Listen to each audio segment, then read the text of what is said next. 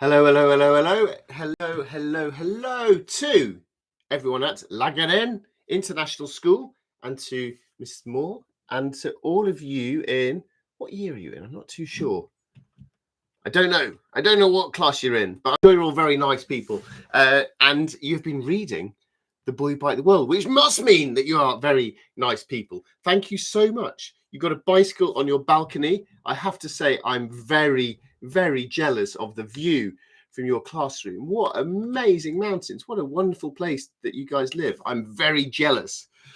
You've asked me some questions about The Boy Bite the World, and I am going to answer them now.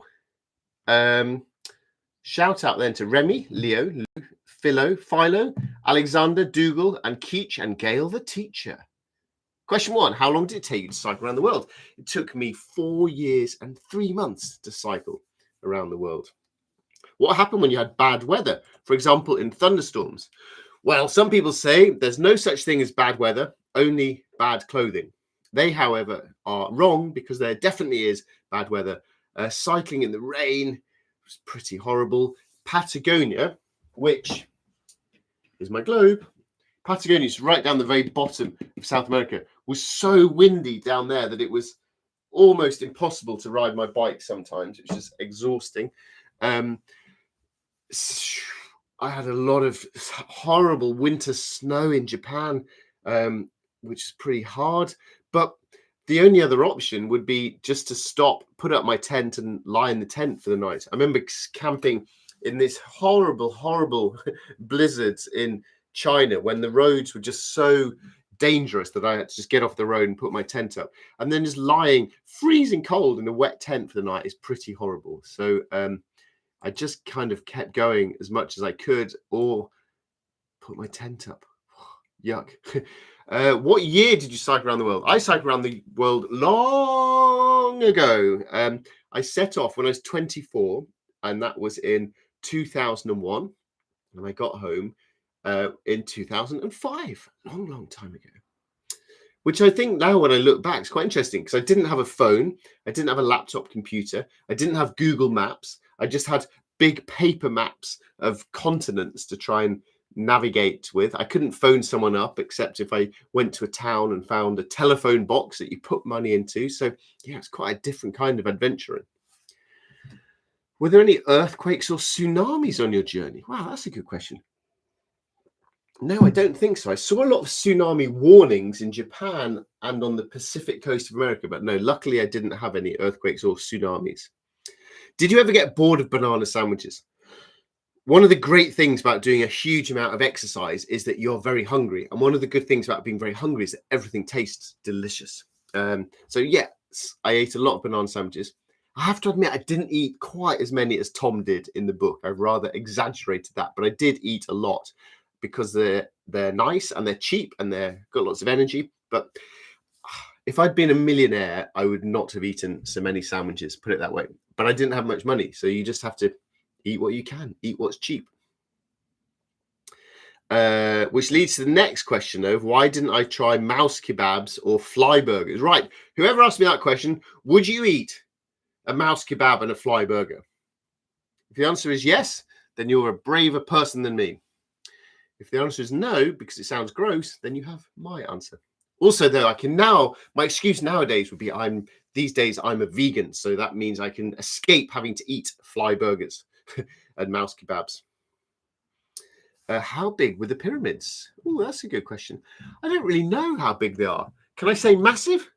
And then hand that back to you for a little bit of geography homework to find out the details. I reckon they are. Here's my guess, and you can tell me if I'm completely wrong. I reckon they are 100 meters along the bottom and 50 meters up. There you are. You can find out if I'm right or wrong. And someone asked a question about, did you have the opportunity to go inside? So you can go inside the pyramids.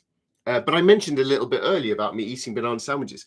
I had so little money for this trip that it meant that lots of really cool touristy things to do, I just didn't spend my money on. So, for example, if I'd been cycling through let's say London, I wouldn't have paid money to go on the London Eye, or if I was in New York, I didn't go up the Empire State Building. So I didn't really do anything that involved paying extra money, just because I needed to make my money last for the adventure.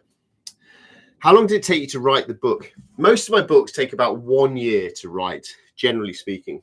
However, at the moment, so I've done the Boy Who Biked the World books, and then I wrote a book called The Girl Who Rode the Ocean, which is a sort of about me rowing across the Atlantic Ocean in a little boat.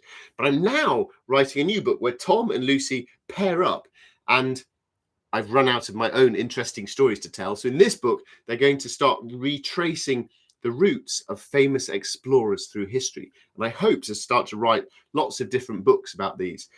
The first one I'm writing, which I've nearly finished, is about them following the journey of Lewis and Clark, who are two explorers who crossed America by canoe about 200 years ago. And I thought this would be quite a good idea for a book. However, it's taken me 2 years to write. And it's now, I'm so bored of it. It's driving me absolutely crazy. To be honest, I'm quite happy talking to you now, because it means I don't have to write this awful book for a bit. But it's so, oh my goodness, 2 years. If it doesn't earn me £1 million, I'm going to be very cross. And I can tell you it will not earn me £1 million. But roughly, it takes 1 year per book for me.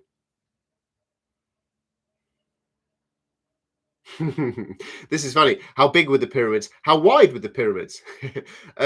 What type of bicycle did you have? I had a pretty simple bicycle. It wasn't very expensive. It was a mountain bike, but it didn't have suspension. It didn't have click-in pedals. It was really basic because I wanted as few things to go wrong as possible. It needed to be strong and simple so that if it broke in some random part of the world, I'd be able to get it fixed. Did you see any lions? Yeah, I saw some lions. Although there was one part where I had to cycle through an actual national park with a big sign warning of lions, and thankfully I didn't see any there. I was very scared riding through there. When I look back, that was a very stupid thing to do. Did you wear the same clothes every day? I had 2 sets of clothes. So I had the clothes that I would wear, and I'd cycle in them every day.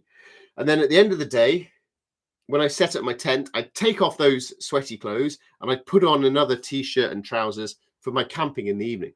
And then in the morning, I'd take off those clean clothes and put on the dirty, smelly, or maybe rainy and wet clothes. And they were pretty gross. And I'd wear them.